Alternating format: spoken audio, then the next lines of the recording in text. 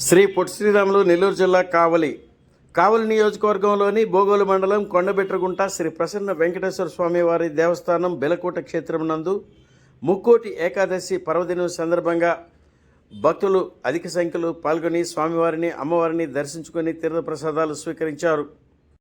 అనంతరం శ్రీ ప్రసన్న వెంకటేశ్వర స్వామివారి దేవస్థానం నందు తెలుగుదేశం పార్టీ నాయకుడు రావి విజయ్ మరియు మిత్రమండలి అన్నదాన కార్యక్రమాన్ని ఏర్పాటు చేశారు. భారీ సంఖ్యలో అన్నదాన కార్యక్రమంలో పాల్గొన్నారు.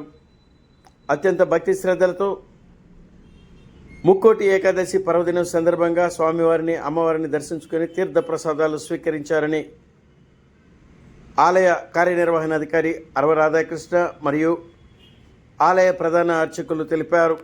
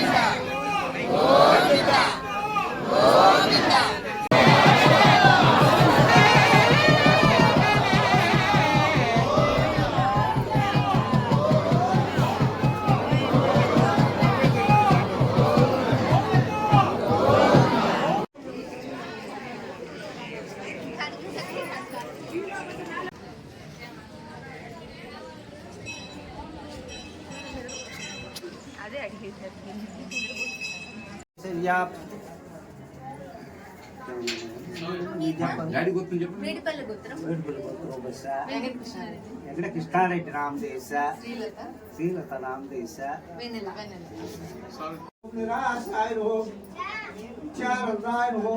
పురాణక్షాయ నిర్వకల్పాయ నిరంజనాయ బ్రహ్మజ్ఞనాయ శ్రీనాథాయ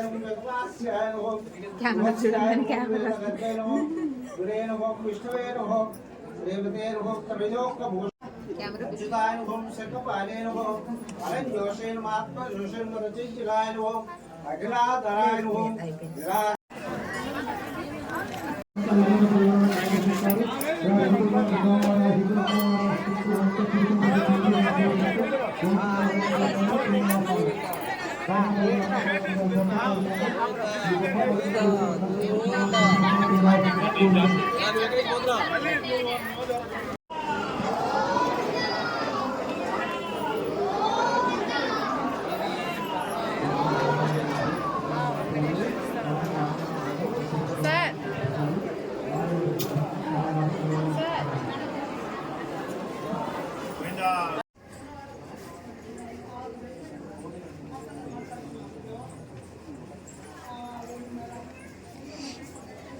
స్వామి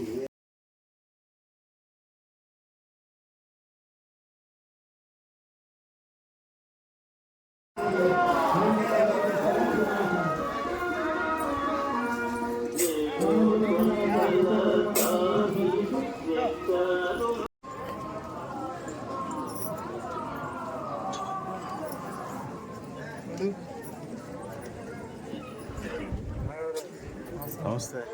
హై జన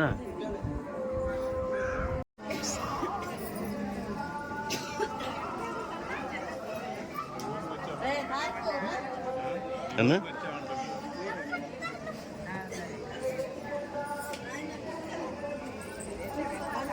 ఎస్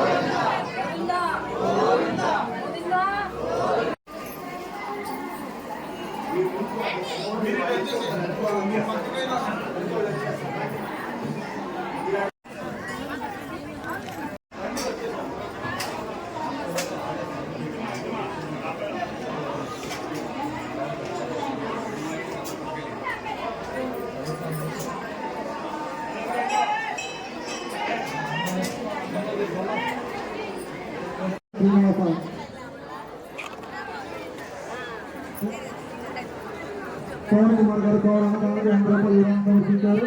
వారి కుటుంబ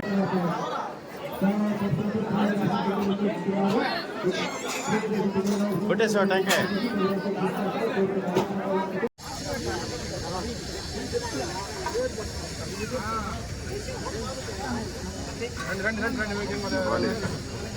మధ్యలో దూరబాక వాళ్ళ లైన్ అదా ఇట్రా ఇట్రా సైడ్కి రా.